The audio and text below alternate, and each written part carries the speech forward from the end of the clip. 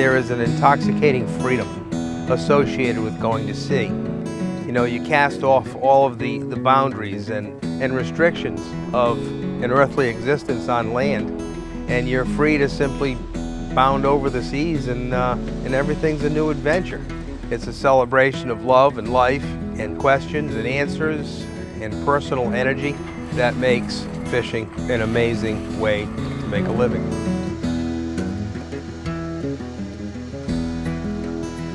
Hi, I'm Chris Brown. I'm a commercial fisherman from New England. I fish in the northeast part of the Atlantic Ocean. I've lived in Rhode Island my entire life, in this town since I was 3 or 4 years old.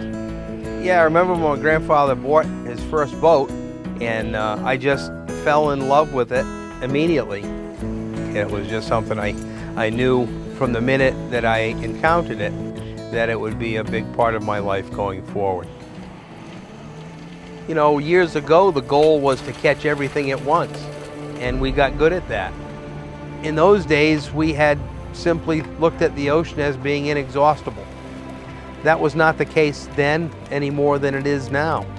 And now, it's to our advantage to just catch 1 or 2 things at a time, avoiding all the rest.